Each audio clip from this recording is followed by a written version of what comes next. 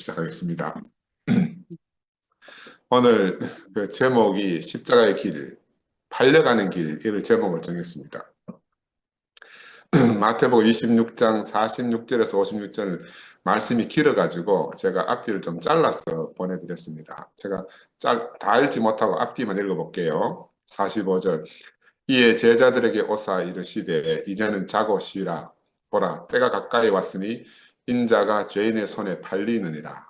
일어나라 함께 가자. 보라 나를 파는 자가 가까이 왔느니라.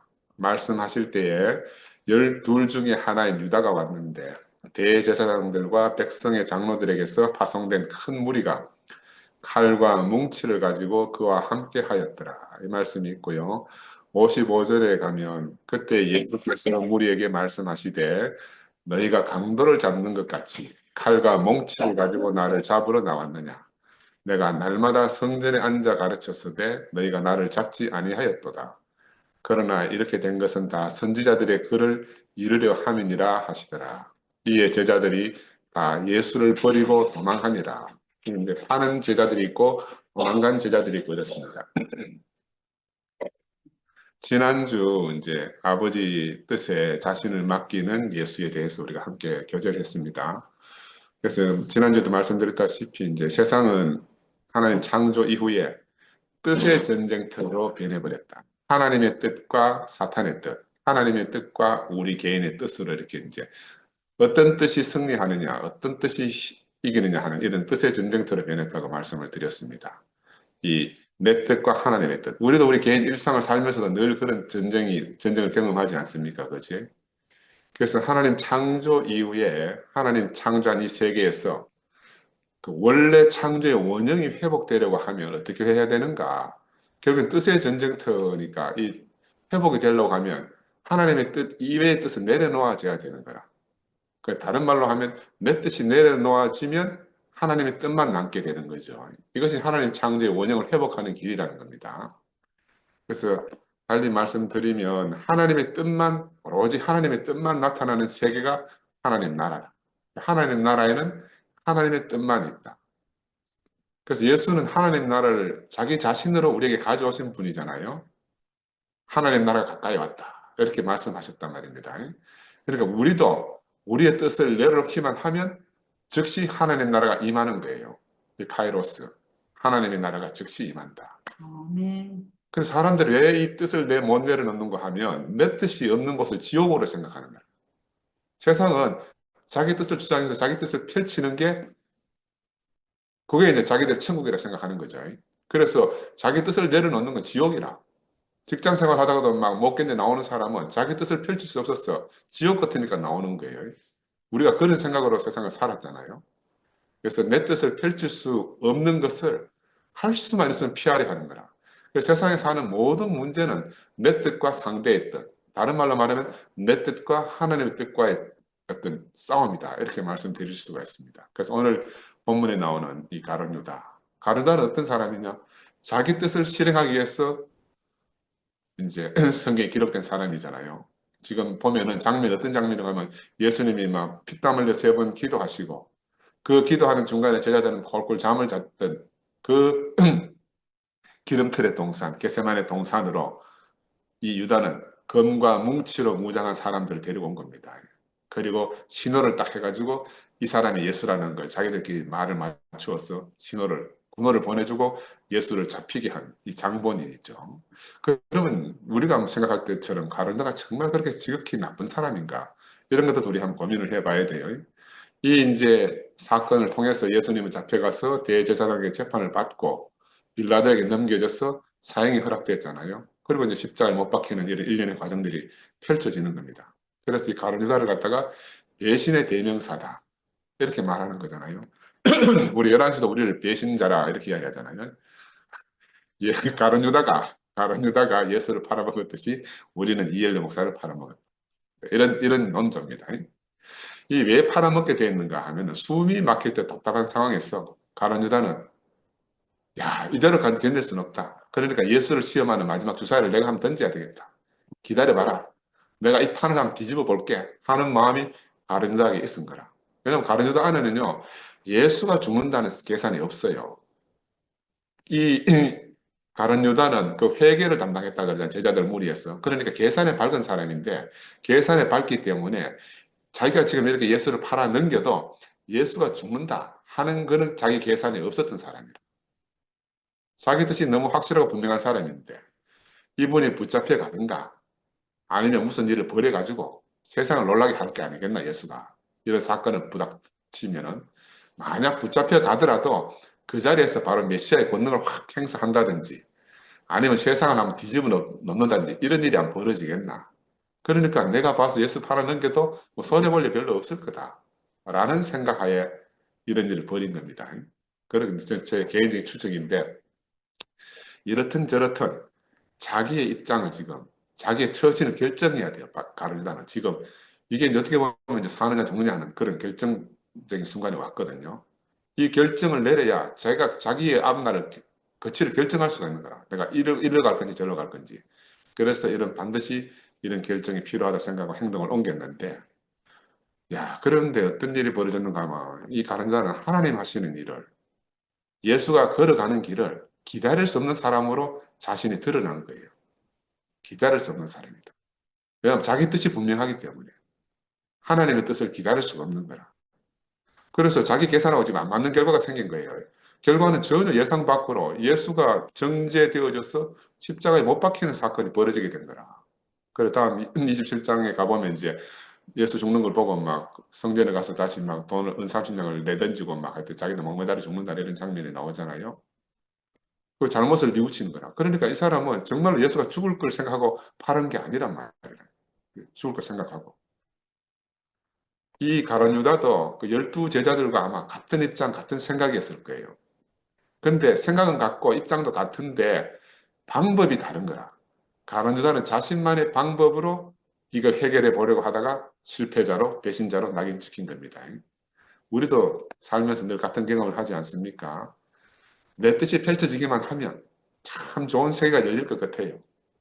근데 막상 그래가 일이 진행되어지는 일을 보면 이 예상 밖의 일이 막 진행되어지는 거라. 그죠? 근데 후회하고 뉘우치지만 벌써 때가 늦은 거예요. 이런 일을 종종 경험합니다. 우리가 말씀을 듣고 이렇게 살다가 보면 말씀을 듣고 사는데도 말씀대로 안 되잖아요. 그래서 항상 이렇게 이제 가련자처럼 우리가 이제 후회하는 일을 벌이게 되기도 합니다. 그래 예수 시대나 지금이나 메시아를 찾는 사람은 참 많다. 왜 메시아를 찾느냐 하면은 다 자기 목적으로 찾고 있다는 거죠. 목적이 성취되지 못할 경우에 예수를 십자가에 못 박는 일도 서슴없이 할 수 있는 사람들이 바로 메시아를 찾는 사람들이다. 저도 우리를 보면서 우리가 예수 때문에 우리가 만났지 않습니까? 근데 지금 우리 예수 때문에 갈라진 게 아니고요. 예수가 아닌 다른 이유로 우리가 지금 갈라져서 살고 있는 거라. 아멘. 예수 때문에 갈라질 일은 없어요. 예수가 지금 기도하신 그 길, 어떤 길인가? 아버지의 뜻대로 이루어지시옵소서 하는 그 길로 지금 예수가 가고 있잖아, 그치? 이 길은 옛날에 이 목사님 말씀하셨습니다. 이 길은 아버지의 뜻대로 되어지는 이 길은 가룟 유다에 의해서 팔려가는 길이기도 할 뿐더러 대제사장 가야바에게 취조를 당하는 길이기도 하고 유대 총독 빌라도에게 사형을 언도받는 길이고 또 군중들의 뜻대로 로마 군병에 의해서 십자가에 달리는 길이 바로 아버지의 뜻이라는 겁니다. 이게 바로 아버지의 뜻이래요. 근데 우리 생각에 하나님의 아버지의 뜻은 이런 개념이 없잖아요. 우리 생각에 하나님 아버지는 이런 길로 우리를 보낼 사람이 아니라는 거라. 그래 이게 항상 아버지 뜻과 내 뜻이 충돌할 수밖에 없는 거라. 그래서 이 십자가의 길에서 어떤 일이 벌어지는가 하면 하나님의 예창조가 드디어 종말을 맞게 되는 그런 일이 벌어지는 겁니다. 이 예수 한 사람, 마지막 사람 예수, 마지막 아담이라고 표현되어진 이 예수 한 사람으로 말미암아서 첫사람 아담의 긴 거액의 역사가 이제 드디어 종말을 맞게 되는 겁니다. 그래 한 세대가 어떤 끝나는 겁니다. 하나님의 예창조가 예수 한 사람의 십자가에 못 박힘으로 해서 예창조가 완벽하게 끝나지는 그런 일이 벌어지게 되었습니다. 그래서 이 노트에도 써놨지만 저는 이 예수 십자가 사건, 그 둘째 아담이 끝나는 이 사건과 하나님이 선택한 백성, 이스라엘 백성이 멸망하는 사건이 하나로 딱 겹쳐져 보여요. 왜냐하면 이게 한 사건은 예수에게 일어난 개인적인 사건이라고 말할 수 있고, 다른 한 사건은 이스라엘 백성이라고 하는 단체에게 일어난 사건입니다. 예수는 십자가로 가셔서 죽으시고, 이스라엘은 지금 거대 제국들에 의해서 멸망 지경에 이르게 된 것입니다. 그렇죠? 그래서 하나님 택하신 예수, 이 예수 안에서 일어난 이 사건이 하나님이 택한 백성 이스라엘의 멸망 사건과 그대로 겹쳐서 보인다. 그래서 우리가 알아야 할 것은 예수 안에서 옛사람의 모든 것이 끝났듯이 이스라엘의 멸망 안에서 하나님 옛 창조의 모든 것이 끝났음을 우리가 봐야 된다는 거죠. 그래서 우리는 이 출애굽 사건을 이스라엘 백성의 사건으로 보잖아요. 애굽으로 기근을 피해 내려갔다가 바로의 북구석을 쌓는 종노릇을 하고 절망 가운데 살다가 모세를 통해서 출애굽해서 가나안에 정착하는 이야기잖아요. 이 출애굽 사건의 이 이야기가 바로 이스라엘 백성을 나라 잃어버린 이스라엘 백성을 지금까지도 하나로 존재케 하는 유일한 이야기라. 그래서 이야기라는 것이 정말 중요하거든요. 이 이야기, 출애굽 이야기. 그래서 이제 이 이스라엘의 출애굽 이야기가 마태복음에도 똑같이 반복됩니다. 어떻게? 예수 개인에게 그대로 반복되어져서 마태가 기록해 놓은 겁니다. 마태가 정말 큰 의도를 가지고 성경을 기록해 놨다는 걸 우리가 기억해야 돼요. 마태는 그 과거의 조상들로부터 전해 내려져 오던 단체적인 출애굽 사건을 갖다가 예수 개인에게 그대로 적용해서 우리에게 이야기를 들려줍니다. 이 스토리라 스토리. 그 새로운 스토리, 출애굽 스토리 말고 예수로 인한 새로운 스토리를 우리에게 제시해주고 있다. 우리가 그냥 성경을 대충 읽으면 이런 게 이제 감이 잘 안 와요. 다시 한번 보면은 헤롯 대왕 시절에 2살 미만의 어린아이를 다 죽이라는 거 여러분 아시잖아요, 그렇죠? 이거는 모세 시대에 태어나는 사내아이를 다 죽이라는 것들과 상통하는 거라. 서로 같은 의미라. 이야기가 서로 대응되는 겁니다. 그리고 또 예수는 바로 그런 죽음을 피하기 위해서 가족들과 더불어 애굽으로 내려간 사건이 있어요. 저도 이번에 이집트에 가보니까 예수가 피난이와 살던 그곳에 막 우물도 있고 이런 걸 제가 한번 보고 왔는데, 그래서 이제 죽음이 다 지나가고 난 다음에 다시 예수의 가족들은 애굽에서 다시 이제 이스라엘로 돌아오는 과정이 있어요. 이걸 한 개인에게 일어난 사건이지만 이스라엘이 애굽으로 양식 구하러 갔다가 모세를 통해서 출애굽하고 가나안으로 가는 여정과 하나도 다를 바 없는 거라. 하나는 개인이고 하나는 단체라는 겁니다. 그래서 이스라엘이 광야 40년을 보내고 가나안으로 입성해 가듯이 예수도 공생애를 시작해서 광야에서 40일 시험 받는 것, 이런 것들이 서로 다 대칭이 되는 겁니다.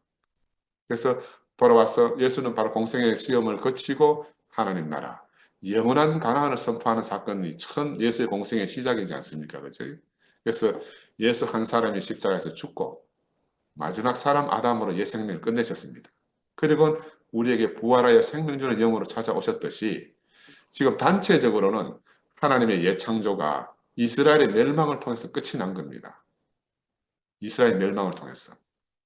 그래서 저는 이제 하나님의 새 창조라 이렇게 표현하는데, 사단이 침범할 수 없는 오직 하나님의 뜻만 있는 세계가 바로 하나님의 새 창조의 나라다. 아멘. 근데 이게 이제 우리 흔히 우리가 알듯이 창세기 1장 3절 이후를 통해서 하나님의 창조 이야기가 쭉 기록되어 있지 않습니까? 그죠?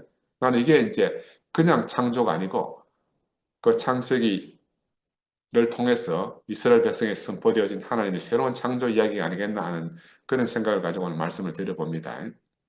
그래서 이 상세기 1장의 기록은 하나님이 이 피저자는 제가 말씀드렸지만 프리스트 해가지고 사제 집단을 피라 그래요. 사제들을 통해서 기록한 이야기라고 지금 이제 알려져 있어요. 이걸 언제 쓰여졌는가 하면은 기원전 6세기에 쓰여졌다는 겁니다. 그러니까 처음 창조가 있을 때 쓰여진 그런 창조 이야기가 아니고 기원전 6세기 피저자들이라는 이런 사제 집단에 의해서 쓰여진 창세기 이야기가 창세기 1장이라 이야기라는 거예요. 이 그래서 이 새 창조 이야기를 여러분이 보시면 여기에는 있잖아요. 하나님 빛이 있으라 했으니 빛이 있고 쭉 진행되어져서 마지막에 하나님이 안식하는 걸로 다 끝나요. 여기에는요. 사탄의 개입이 전혀 없습니다. 그 사탄이라는 것 자체가 없어요. 그 창조 안에는. 그리고 그거를 제가 말씀을 드리고, 우리는 그동안 이 창조 세계 전체가 창세기 3장 이후에 나오는 뱀의 유혹으로 다 무너진 줄 그렇게 알았잖아요. 근데 예수로 인해서 회복된 하나님의 나라는 과연 어떤 나라인가? 계시록에는 새 예루살렘으로 이렇게 표현되어져 있습니다만은 지금 창세기 1장에 나오는 이 하나님이 안식하는 이 세계가 바로 예수라는 사람을 통해서 부활 생명을 통해서 회복되어진 새 창조 안에 있는 세계다 하는 걸 제가 말씀을 드리고 싶어요. 그래서 새롭게 이제 제가 이렇게 인식을 하고 보니까 야, 이게 너무너무 놀라운 말씀이에요. 이 부활 이후의 세계에는 예수가 십자가에 죽고 부활한 이후의 부활 이후의 세계에는 옛 생명이 하나도 남아 있지 않다. 우리 그렇게 알고 있지 않습니까? 그죠? 마찬가지로 창세기 1장 3절을 가보시면 그 이후에는 사탄의 세력이 전혀 없는 온전한 하나님의 새 창조가 이루어졌음을 선포하는 내용입니다. 빛이 있어라, 궁창이 있어라, 묻이 드러나라, 뭐 동물이 식물이 있어라 쭉 해서 마지막에 아담과 하와를 창조하는 그 사람을 창조한 창조 이야기. 그리고 6일간의 창조가 끝나고 나서 하나님이 깊이 안식하는 이야기. 이거는 거기에 사탄의 어떠함도 없어요. 나는 그래서 네. 이게 바로 새 네. 창조다. 새 창조. 여러분, 옛 창조는 어디냐? 창세기 2장 4절 후반부부터 시작하는 이 이야기는 그야말로 옛날 태고 때부터 시작한 그런 창조 이야기입니다. 근데 이런 그 창조 이야기가 기원전 10세기부터 더 자세하게 쓰여졌다는 거예요. 기원전 10세기. 그래, 이 창조 이야기가 바로 예창조다. 처음 창조라고 말씀드릴 수가 있어요. 처음 창조, 처음 창조. 근데 이때 왜 기원전 10세기가 중요한 거 하면은 이 기원전 10세기는요, 이스라엘이 가장 강성하게 잘 나갈 때입니다. 주변의 제국들이 지금 너무너무 어지럽고 혼란스러워졌어요. 그리고 이집트도 막 혼란스러워지고 이런 시대에 바로 이때 사울왕이 등극하고 다윗왕이 등극해서 이스라엘의 왕국이 세워지는 때입니다. 왕국이 세워지고 성전이 세워지고 그게 가장 강성할 때라. 그리고 나라가 강성해지면 그 나라에 대한 이야기가 집대성되지 않습니까? 그때가 기원전 10세기라, 10세기. 이스라엘 국가가 탄생하고 그러니까 자기 하나님이 최고의 하나님이 야훼 하나님, 여호와 하나님이 바로 우리들 편이고 그래 우리는 막 자긍심 이스라엘은 자긍심이 너무너무 높아졌어요. 이게 바로 구전 창조 신화의 절대적인 내용인데 근데 이제 절대적인 하나님께 인도되던 이스라엘 백성들이 지금 세월이 흘러가 가지고 기원전 6세기에 이르러서는 완전히 멸망하게 된 겁니다. 그리 나라가 멸망하고 심각한 고통과 시련의 시기가 찾아왔어요. 이 사람들 생각에는 우리가 야훼 하나님을 믿고 있는데 이 야훼 하나님은 정말 강력한 하나님인데 어떻게 우리가 하나님이 없는 아시리아와 하나님이 없는 바벨론 제국에게 침략당해서 완전히 멸망할 수가 있는가? 성전이 다 파괴되어지고 우리 민족이 말살되어지는 이런 일이 어떻게 있을 수 있는가 하는 게 바로 이스라엘 민족들의 고민인 겁니다.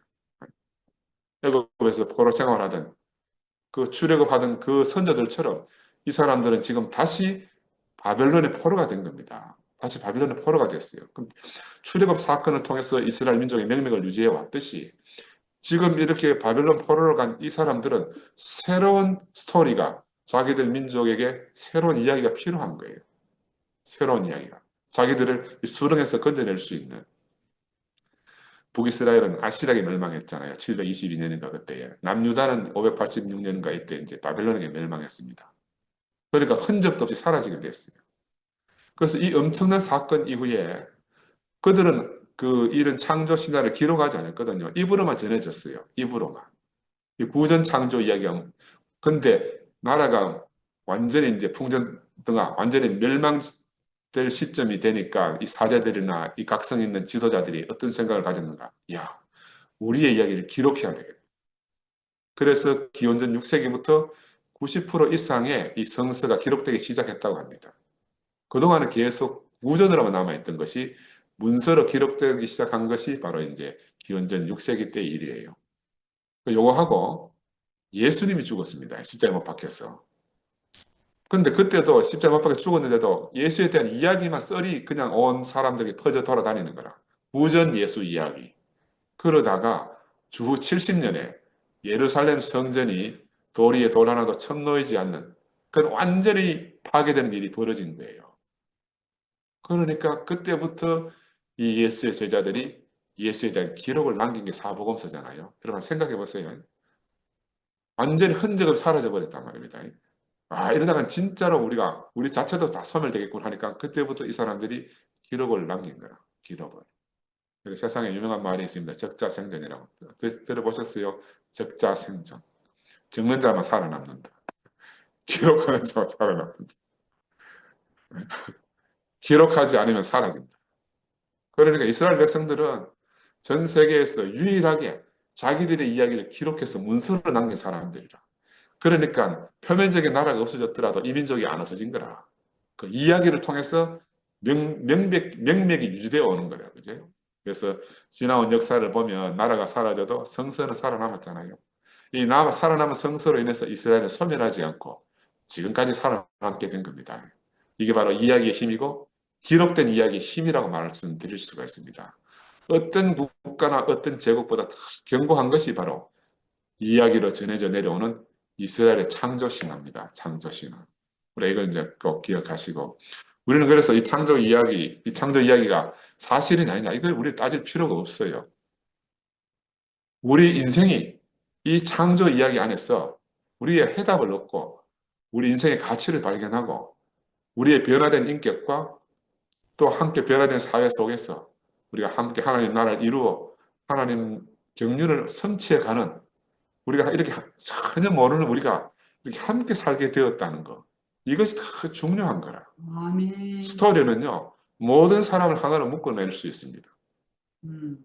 이스라엘 창조 신화는 이스라엘 하나로 묶어냈듯이 이제 새 창조 이야기는 우리 온 인류를 하나로 묶어내는 그런 이야기라는 거죠.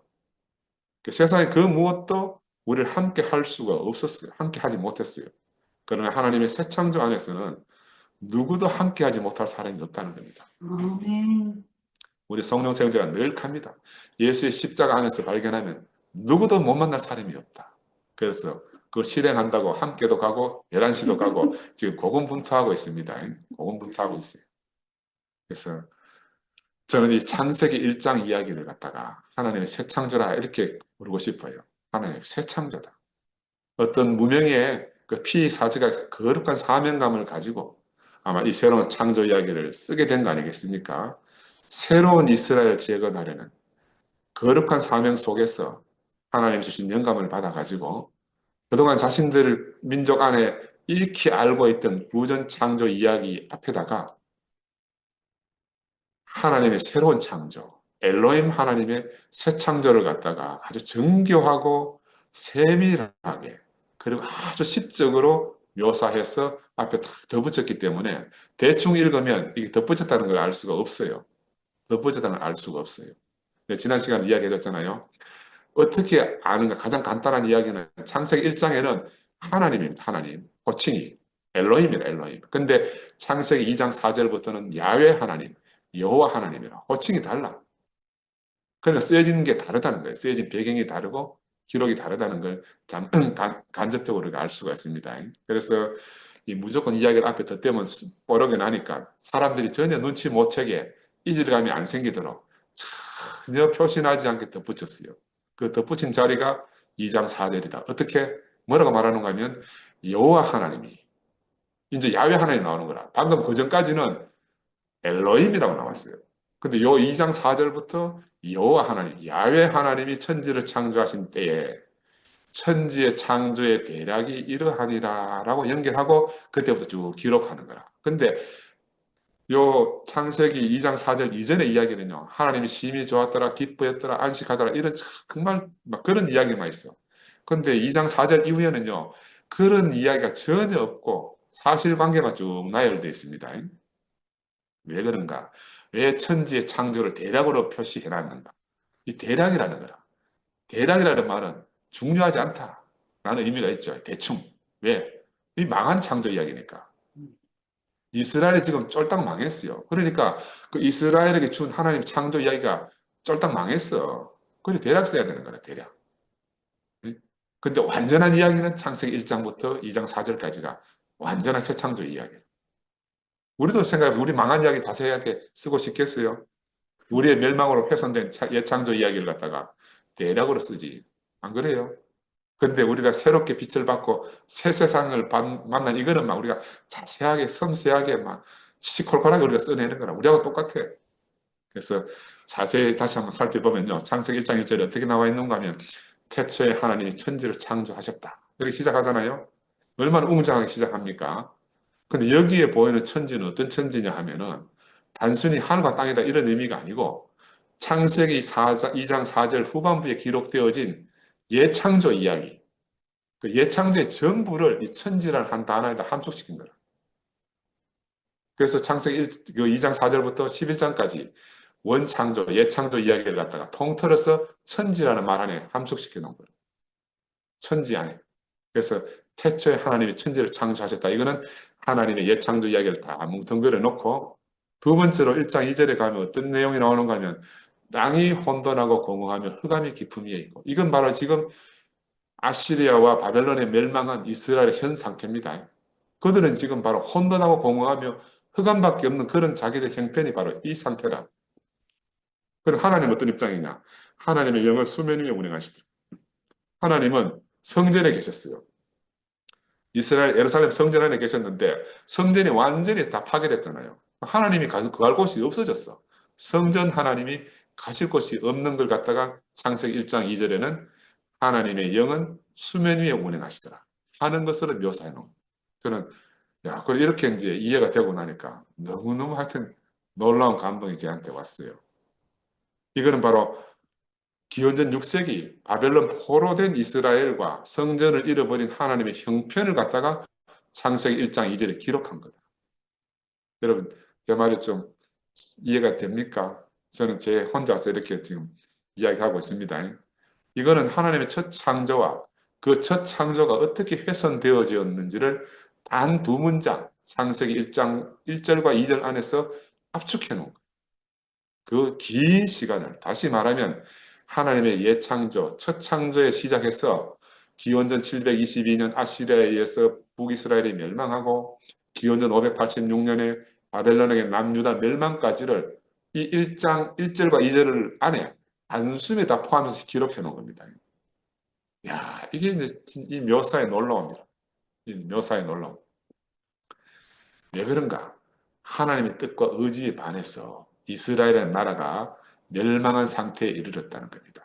자기 뜻대로 자기 마음대로 살다가. 그러니까 이보다가 더 절망적인 상태는 없습니다. 그죠? 유일하신 하나님, 야훼 하나님이 선택하신 바로 그 나라가 지금 멸망했다는 겁니다. 이거를 뭐 자세하게 기록할 필요가 없는 거라. 그러니까 얼마나 간단 명료하게 땅이 혼돈하고 공허하며 흑암이 깊음 위에 있고 하나님의 신이 수면에 운행하시더라. 이 정말로 시적인 언어로 딱 두 줄, 이 한 줄로 기가 막히게 묘사해 놓은 겁니다. 기가 막히게. 그 지금 이 상태, 이스라엘 상태는 어떻습니까? 칠흑같이 어두운 캄캄한 밤의 상태를 알 수 있고 물에 덮인 흙이 숨을 쉴 수 없는 그런 상태다. 누가 다시 희망을 주겠는가? 누가 다시 생명을 회복시켜 주실 것인가? 이게 바로 다시 예수에게로 오면 지금 십자가에서 끝나는 예수의 상태와 하나 다르지 않다. 야, 내가 주님인 줄 알고, 내가 그리스도인 줄 알고, 나의 모든 것이 모든 것인 줄 알고 쫓아갔던 그분이 지금 십자가에서 끝난 이 제자들의 상태와 제국에서 멸망한 이스라엘 상태가 하나도 다르지 않다. 그러면 그들만 그런가?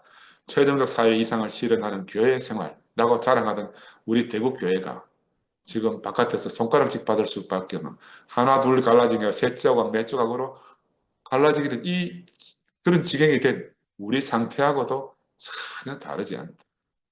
다르지 않다. 그래서 이 피사제라고 익명으로 묘사되어지는 이들 사제 그룹은 야훼 하나님을 섬기는 이스라엘이 마르둑 신을 섬기는 마르둑 바벨론의 신은 마르둑입니다. 마르둑 신을 섬기는 바벨론 제국의 멸망 현실을 받아들일 수가 없어요. 우리 하나님이 최고의 하나님이었는데 어떻게 받아들이겠어요? 그래서 그들은 야훼 하나님을 버리고 전능하신 하나님 엘로힘 하나님을 찾은 것이 아니겠나. 엘로힘을 제가 설명을 드리면요. 엘로힘은 신이라고 말하는 엘의 복수형이라. 우리가 신이라고 말하는 우리 갓, 신은 엘이에요, 엘. 근데 엘로힘은 신의 복수 형태입니다. 그 복수는 우리라는 말로 표현되어지기도 하지만 최상급을 나타낼 때는 고대 언어법에서는 최상급을 나타낼 때는 복수로 나타낸다. 우리가 우리의 모양으로 사람을 짓자 하는 그 우리는 최고의 신을 말하는 거예요. 최고의 하나님. 그래서 이 바로 야훼 하나님을 두고 엘로힘 하나님을 등장시켰다. 엘로힘 하나님. 어떻게? 이 절망적 상태의 이스라엘이 그들에게 주어진 현실을 극복하기 위해서는 그런 하나님 만나지 않으면 안 되는 거라. 그래서 하나님이 주신 새 영감을 받아서 이 창세기 1장이 쓰여진 것이 아니겠나. 그러니까 지금 멸망한, 그들이 지금 멸망한 상태인 이 옛 세계가 아닌 하나님이 새롭게 창조하는, 하나님이 안식하시는 새 세계를 대망하면서 이 저자들은 이 새로운 창세기를 기록하지 않았나 하는 게 이제 제가 생각이 들었어요. 그래서 십자가에서 끝난 예수가 부활 생명을 통해서 영원한 하나님 나라를 어떻게 회복할 수 있는가? 바로 이렇게 회복한다는 겁니다. 창세기 1장에 나오는 이런 나라로 회복한다는 거죠. 하나님이 안식하실 수 있는 그 유일한 나라, 하나님 나라가 창세기 1장에 완벽하게 기록되어져 있는 거죠. 그래서 우리도 우리 자신들 안에서 적게나마 이 창세기 1장에 나오는 그 새 창조의 경험을 우리가 다 가지고 있지 않습니까? 우리는 그동안 창세기 1장 2절을 하나님의 창조를 방해하는 어떤 사탄의 작업이 있었을 거라 이런 정도의 이제 확실하지 않은 생각을 우리가 목사님한테 들었잖아요. 근데 새로운 시각 안에서 보니까 이거는 바로 이스라엘의 멸망한 상태를 시인들이 시적으로 표현해 놓은 거다. 구체적으로. 그리고 하나님의 현 상태도 표현해 놓은 거다. 하나님도 갈 곳이 없고 이스라엘도 갈 곳이 없는 그 절망의 상태다. 이게 이제 1장 2절의 모습이라는 거죠. 그래서 이 아까도 말씀드리면 태초부터 기원전 6세기까지 이스라엘의 상황까지를 이 단 두 문장 1장 1절과 2절에 표현해 놓고 이 상태를 극복하기 위해서 하나님이 일하신단 말입니다. 하나님이 새 창조가 웅장하고 놀랍도록 일어나고 있음이 창세기 1장 3절에 딱 들어가면 나바르 엘로힘 하나님이 가라사대 이제 말씀 하나님이 이 말씀으로 새 창조를 시작하시는 거라. 빛이 있으라니 빛이 있고 궁창이 있으라니 궁창이 있는 이 놀라운 하나님의 날들, 하나님의 시간이 시작되는 겁니다. 나는 그래 이 다바르라는 하나님이 말씀하시는 이 다바르 말씀하시는 게 너무너무 놀라워요. 이 말씀은 말씀 즉시 사건이 발생하는 말씀이다. 다바르라는 말은 말씀 즉시 사건이 발생하는 거예요. 하나님이 빛이 있으라 하니까 빛이 바로 있어야 되는 거예요. 그래서 말씀하신 대로 사건이 일어나는다는 그런 의미이고, 그래서 바로 이때부터 말씀 하나님 되시는구나. 이 하나님은 말씀 하나님. 말씀하시는 대로 이루어지시는 하나님. 이스라엘의 현 절망적 상태를 극복하고 회복하시는 바로 그 놀라운 새 창조 이야기를 갖다가 이 사제들이 기록해 놓았습니다. 이 새 창조 안에는 하나님의 말씀과 하나님의 뜻 이외에는 다른 어떤 것도 없다. 다른 어떤 사탄의 개입도 없다. 그죠? 그러니까 상세 1장 2절에 있는 그거는 새 창조하고 상관없는 그 현 상태, 옛 창조 안에서 발생한 어떤 사건을 말한 거예요. 요거를 저는 구분해서 여러분들이, 형제 여러분들이 좀 이해를 해주시면 훨씬 더 쉬울 거다. 그래서 여러분 한번 생각해 보세요. 그걸 갖다가 사탄의 해방에서 훼손되어졌다고 보는 그 느낌하고 이스라엘의 절망적 상태에서 하나님의 새로운 개입에 의해서 펼쳐지는 새 창조라고 느껴지는 이 인식은 너무너무 다른 거라. 하늘과 땅처럼 다른 거예요. 그래서 나는 그래서 비로소 이 창세기가 어떻게 쓰여진 것인지를 이렇게 새롭게 인식하면서 야, 이거는 단순한 역사서가 아니구나. 진화론과 창조론 사이에서 언쟁을 벌여야 하는 그런 예민한 문제가 아니구나. 우리 인생의 창조의 기원을 밝히는 놀라운 말씀이구나. 우리가 늘 그렇게 말씀을 들어왔지만 우리가 인식이 분명하지 않았는데 우리는 오늘 이 교제를 통해서 우리의 인식이 다 분명해지고 우리가 정말 놀라운 세계 안으로 하나님 우리를 회복하셨구나 하는 것을 우리가 함께 깨달았으면 좋겠다. 아멘. 예수가 십자가에서 자신의 죽음을 지불하고 회복하려는 그 하나님 나라는 바로 이 창세기 1장에 하나님이 안식하시고 심히 기뻐하시는 바로 이 나라다. 이 나라다. 그래서 이 사실을 우리가 펼쳐서 보면 온전히 이스라엘 민족을 통해서 하나님의 뜻이 하나도 막힘이 없이 새롭게 진행되어지는 그런 장엄한 창조 이야기다. 이렇게 말씀드릴 수가 있고요. 또 축약해서 보면, 좁혀서 보면은 하나님의 모양과 형상으로 지어진 바로 한 사람 예수가 십자가에서 죽음을 지불하고 회복한 원형의 새 사람, 그 한 사람의 창조 이야기다. 이렇게 볼 수 있는 겁니다. 그러니까 한 새 사람의 창조된 이야기이기도 할 뿐더러 한 새 창조, 하나님의 영원 하나님 나라의 창조 이야기다. 라고도 볼 수 있습니다. 이게 너무 얼마나 놀랍습니까? 근데 지금 예수는 어떤 형편이고 하면은 자기가 함께 밥을 먹고 자기가 함께 밥을 먹고 사랑하던 그 제자들에 의해서 지금 팔려가지 않습니까? 이분은 왜 팔려갑니까? 자신의 뜻을 내려놓고 오직 하나님의 뜻만 이루어지기 하기 위한 길로 가는 첫 사람으로서 자기가 가고 있는 거라. 첫 사람이 있어야 두 번째 사람, 세 번째 사람도 있게 되는 거지 않습니까? 그죠? 마찬가지로 강력한 외세에 의해서 나라가 멸망한 이스라엘에게도 이 창세기 1장은 너무 강력한 희망의 메시지라. 오로지 하나님의 뜻에 의해서 움직여지는 새 창조 하나님 나라가 그들 앞에 새롭게 제시되어진 겁니다. 지금 우리는 너무너무 절망적 상태이지만 우리 하나님 우리를 버리지 않고 이런 영원한 하나님 새 창조 안으로 우리를 이끌어 가실 거라는 희망을 가지고 이스라엘 백성들이 견디고 버텨온 겁니다. 그래서 예수가 선포한 가까이 다가온 하나님 나라가 이 창세기 1장에 나오는 바로 그 새 창조의 세계다. 아멘. 그래서 우리가 태고적, 우리가 도저히 알 수 없는 그런 창조 얘기가 아닙니다. 우리 앞에서 우리와 함께 숨쉬고 사는 내 인생을 커가면서 건져내는 바로 그 이야기가 지금 창세기에 기록되어져 있습니다. 우리가 익히 그렇게 알고 왔잖아요. 하나님의 뜻이 말씀으로 펼쳐질 때마다 그 말씀이 이루어지고 하나님 보시기에 심히 좋았다라고 기록되어져 있는 이 창세기. 날마다 전진되어 일어나는 이 새 창조도 너무너무 좋지 않습니까? 밤이 되고 아침이 되는 그런 날들이 반복되어지는 게 얼마나 희망적이에요. 마지막 일곱째 날을 복주어 거룩하게 하셨다. 하나님이 깊이 안식하는 것으로 맞춰지는 이 새 창조. 여기에는 하나님의 뜻만 있습니다. 하나님의 안식만 있습니다. 하나님은 우리를 이런 세계로 부르시기 위해서 예수를 보내신 겁니다. 그렇죠? 그래서 우리가 처음 교회 와서 하나님 말씀을 들으면서 바로 이 새 창조 안에서 하루하루 생명의 날들이 진행되듯이 우리 인생이 그 안에 있음을 발견하지 않았습니까? 너무너무 놀랍고 감사하고 은혜가 넘치는 경험들 우리가 다 가지고 있지 않습니까? 그리고 우리가 경험한 이 하나님의 말씀을 듣고 경험한 우리의 경험은요, 바로 새 창조의 경험이라. 아멘. 새 창조 경험. 사단이 전혀 틈탈 수 없는 그런 경험이다. 이 사단의 해방을 극복하고 경험한 새 창조의 경험이 우리가 함께 소유한 그런 경험이죠. 창조의 경험이죠.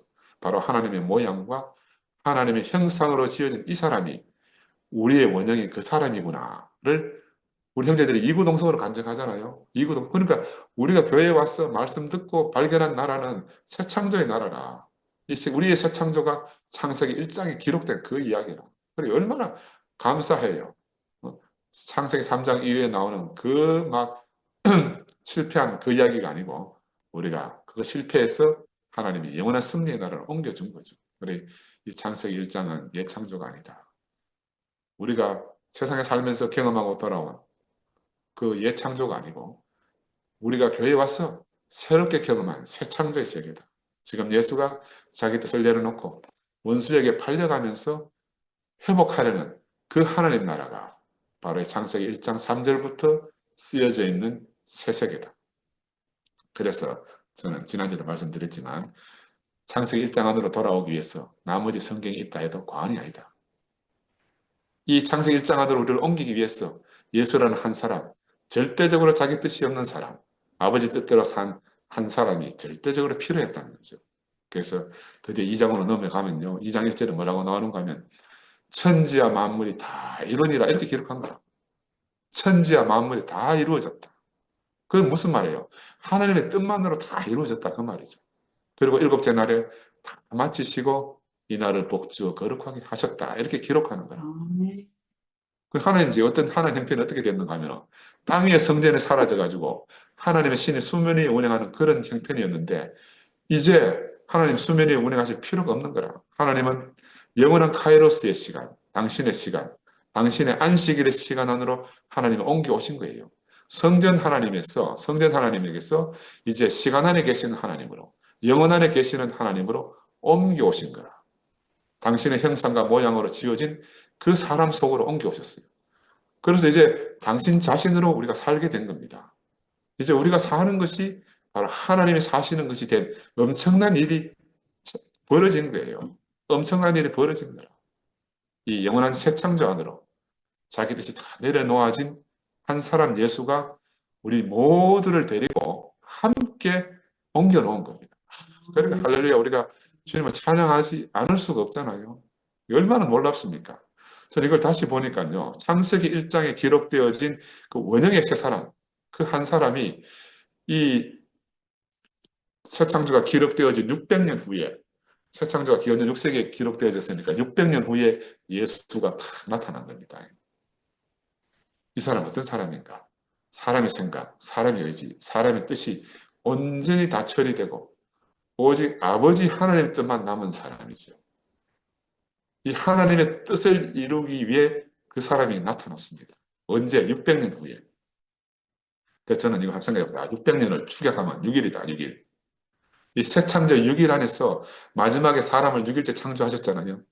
그 마지막 사람 예수를 창조하시고 하나님은 안식하신 것이다. 우리 이렇게도 볼 수 있잖아요. 와, 나는 내 혼자 이렇게 막, 혼자 막 상상하고 생각하다 보니 내 혼자 흥분해갖고 막, 야, 이 사람이 오시구나 하나님 안식하신 거예요. 그러니까 성경을 있잖아요.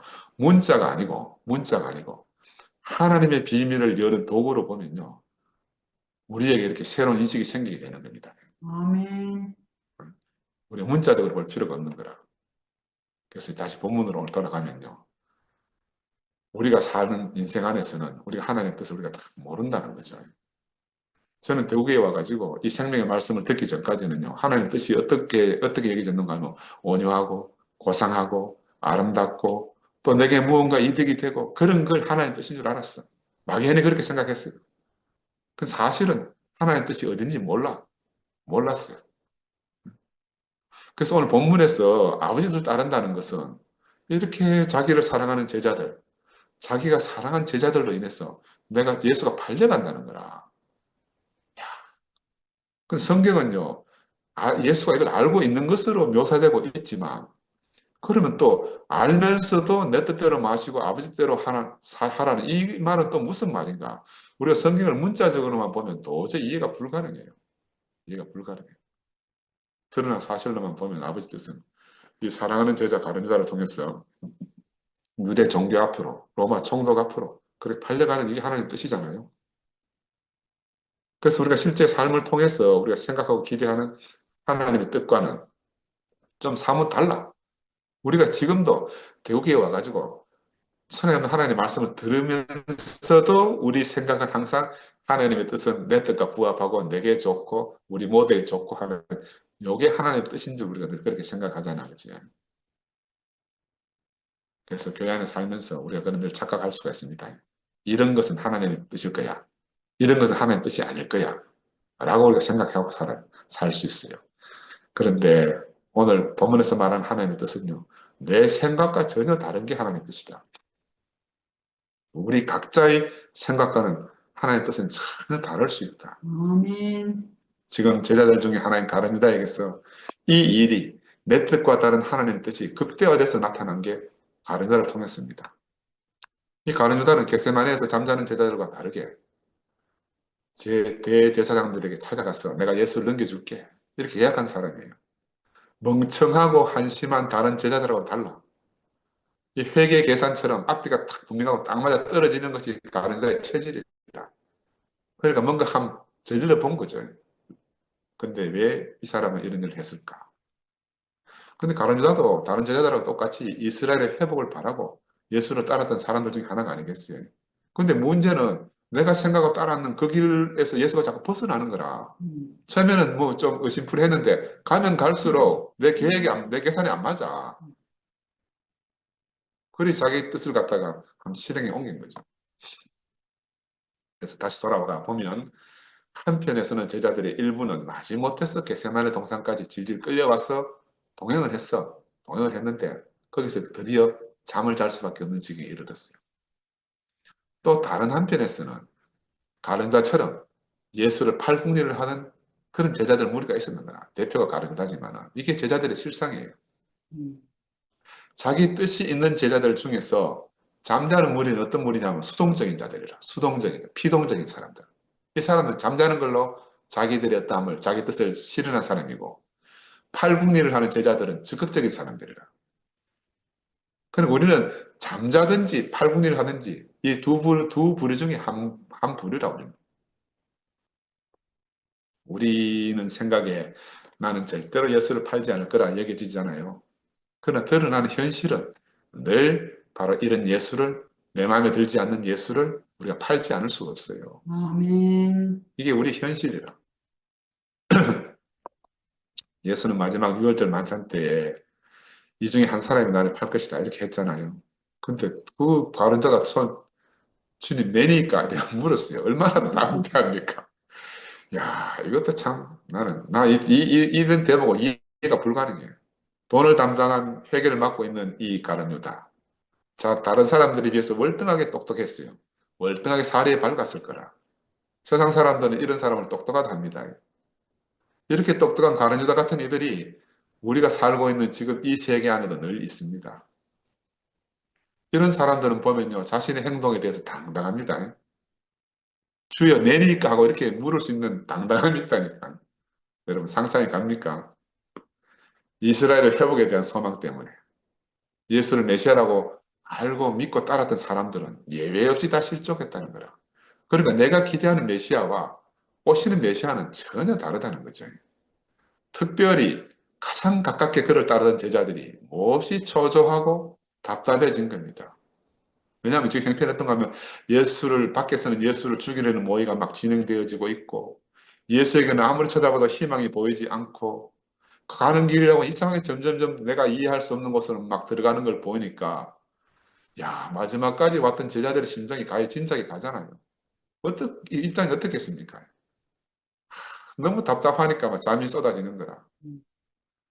또 너무 답답하니까 이게 팔아버리고 뭐 어떻게 뭐 결판 내보자 하는 이런 무리가 생기는 겁니다. 우리도, 우리도 이런 과정을 지금 지나오고 있습니다. 한 과정을 우리가 지금 지나가고 있습니다. 그러면서 우리의 정체가 다 드러나고 있습니다.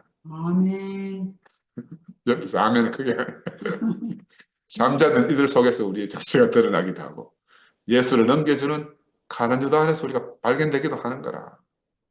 창세기 1장 2절에 땅이 혼돈하고 공허하며 흑암의 깊음 위에 있고 하나님의 신이 수면 위에 운행하는 상태가 바로 지금 이 제자들의 상태고 오늘 우리의 상태라 이렇게 말할 수가 있어요. 야, 그러니까 이 혼돈의 땅을 회복하는 것이 과연 무엇이겠나? 아버지의 뜻을 따라서 자기의 뜻을 내려놓는 사람이 되는 거 아니겠습니까? 이 명백한 장면이 예수와 가룟 유다를 통해서 대비되어져서 오늘 우리에게 보여지고 있습니다. 인간의 문제는 끝이 없잖아요. 이걸 해결하기 위해서 사람들이 찾는 메시아도 수도 없이 많은 거라. 이 메시아는 자기를 위한 메시아다. 자기를 위한 메시아. 하나님을 위한 메시아가 아니고 하나님의 그리스도는 인간의 기대와 소망을 채우는 그런 메시아가 아니다. 아멘. 오로지 하나님의 목적인 하나님 나라를 위해서 택함 받은 자죠. 우리가 기대하는 그런 길과는 전혀 다른 분이라는 거죠. 그런데도 예나 지금이나 많은 사람들이 아담의 위치에서 아담의 소원을 가지고 하나님을 믿고 예수를 따르고 섬기지 않습니까? 그죠? 신기하고, 근데 내가 좀 신기한 건요. 사람들이 뭘 착각하는가 하면 내가 하나님 말씀을 들으면 그냥 아담에서 벗어난 줄 알아요. 여러분 그런 경험 없습니까? 내가 하나님 말씀을 들으면 내가 아담에서 벗어난 줄 알아. 아담에서 벗어난 줄 알아. 흙으로 지어졌다고 들으면요. 논리적으로 맞잖아요. 그러니까 아멘해. 아멘해. 근데 자신이 씨가 된 줄 아는 거라. 아니? 흙으로 지었습니다 하면 아멘 하는데 내 속은 내가 씨다. 이렇게 착각한다니까요. 그래서 내가 옛날에 한번 말씀드렸습니다. 입으로는 흙이라 고백하고 행동은 씨로 하고 있다. 그래서 이것을 보고 성경은 가증하다, 위선이다 이렇게 말하는 겁니다. 회칠한 무덤이다. 우리는 흙으로 아멘하고 흙으로 살아야 됩니다. 아멘. 그래야 하나님의 말씀이 우리에게 이루어지는 거라. 우리는 흙입니다. 흙. 그죠? 흙에는 자기 뜻이 없어요. 근데 우리가 신 줄 아니까 자기 뜻을 가지고 여기도 뿌리고 저기도 뿌리고 막 뿌리고 다니려고 하는 거예요. 음, 오로지 이 우리 자신을 통해서 농부의 뜻만 이루어지는 것입니다. 농부의 뜻만. 예수는 그리스도로서 아담을 끝내시고 새 생명을 이끌어 오셨잖아요. 그 새 생명을 우리에게 분배하셨어요. 그리고 자신이 주신 이 새 생명 안에서만 그런 왕노릇 하시는 분이라. 그냥 세상에 가서 막 왕노릇 하시는 분이 아니다는 거라. 자신이 준 이 새 생명 안에서만 왕노릇 하시는 분이다. 그러므로 누구든지 제자들과 같이 아담 그대로의 입장과 아담의 생명 안에서 이 예수를 믿고 따른다면 어느 날인가 그분의 운명이 탁 나타나고 펼쳐지면 다 실족하고 넘어진다는 거죠. 넘어지기만 하는 게 아니고 가룟 유다처럼 예수를 흔들어 시험하는 자가 된다는 거예요. 자기 목적을 가진 자는요, 하나님을 시험하지 않을 수가 없어. 아멘. 야, 근데 이런 사람들은요, 스스로 후회하고 나면 갈 곳이 없게 되는 거라. 이렇게 갈 곳 없고 유리방황하게 되면 얼마나 불쌍합니까? 바로 이런 사람들을 두고 성경에서는 문 밖에서 슬피 울며 이를 간다 이렇게 말하는 거예요. 우리가 이런 징에 절대로 떨어지면 안 되지 않겠습니까? 아멘. 예수께서 겟세마네에서 기도하고 계실 때에 제자들은 잠을 꿀꿀 잤습니다. 가룟 유다는 예수를 팔아넘겼고 대제사장들과 백성의 장로들은 검과 뭉치로 무장한 큰 무리를 파송해서 예수를 붙잡으러 갔습니다. 이것이 바로 예수와 길이 다른 사람들이 가고 있는 길입니다. 그죠? 그러니까 잠을 자고 모른 척 하거나 못 견뎌서 팔아 넘기거나 아니면 무력으로 제압하려 하는 게 바로 우리들의 길이라. 그래 예수는 하나님 나라 가까워 왔다. 회개하고 돌아서라고 하는 거라. 우리는 바로 이 길에서 돌아서야 되는 겁니다. 이게 예수의 첫 일성입니다. 하나님 나라 가까이. 그래서 예수 한 사람을 잡기 위해 가지고 뭉치를 들고 막 찾아왔다 그랬잖아요. 이게 있을 수 없는 일 아닙니까? 여러분 있을 수 없는 일은 없어요. 있을 수 없는 일이 우리에게도 일어나는 거 봤잖아요. 우리 생각에 있을 수 없는 일이 우리한테 일어났어. 그러니까 세상에는 있을 수 없는 일은 없어요. 일어나는 것은 다 있을 수 있는 일이라. 우리가 생각에 있을 수 없다고 생각할 뿐이지.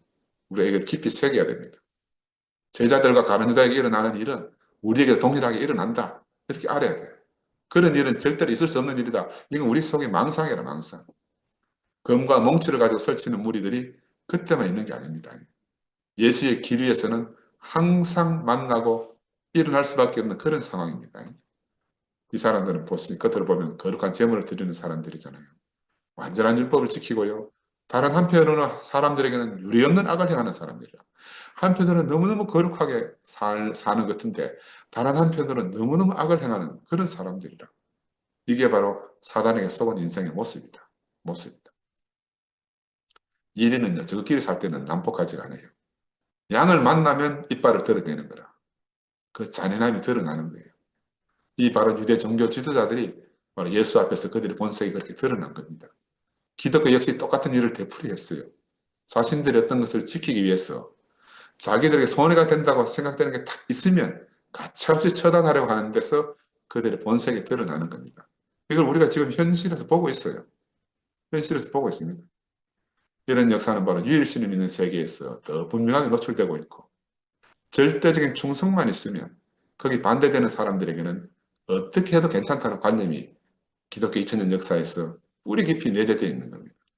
그래서 세례 요한은 뭐라고 말했는가 하면 보라 세상 죄를 지고 가는 하나님의 어린 양이로다 이렇게 말했습니다.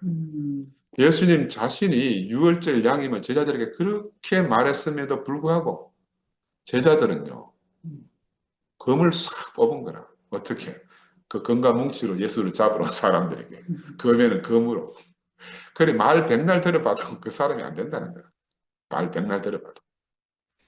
예수가 날마다 성전에서 가르칠 때 자기가 누군지를 계속 말씀하셨어요. 예수는 정말로 검과 뭉치와 상관이 없는 분이잖아요. 검과 뭉치는 세상을 상징하는 무기이지 않습니까? 지금도 역시 그렇습니다. 그런데 말을 아무리 들어도 자기하고 상관이 없는 말이 되어버린 거예요. 그래서 우리가 이 말씀을 꼭 명심해야 됩니다. 우리는 흙이다. 우리는 흙으로 살아야 된다. 그죠? 예수는 평화의 창조자고 왕이시다 이렇게 표현하잖아요. 날마다 성전에서 가르치시면서 평화를 선포하셨어요. 바로 자기 자신의 생명을 주고 하나님 나라를 때 찾아왔습니다. 예수가 찾아온 이 나라가 바로 새 생명, 새 창조의 하나님 나라를 할 수 있어요. 하나님이 복주어 거룩하게 한 영원한 안식 가운데 있는 나라잖아요. 그러니까 하나님 나라는 어린 양의 혼인잔치입니다. 아멘. 세상의 검과 뭉치로 경쟁하는 그런 나라하고는 전혀 상관이 없어요. 전혀 상관이 없어요. 그래서 어떤 이유로든지 간에 어린 양은 검과 뭉치로 이리를 대할 수가 없습니다. 어린 양은 어린 양의 운명대로 가야 되는 거야. 그래서 네 검을 도로 집에 꽂으라. 검을 가진 자는 검으로 망하느니라. 네가 만일 그렇게 하면 이런 일이 있으리라 한 성경이 어떻게 이루어지겠느냐.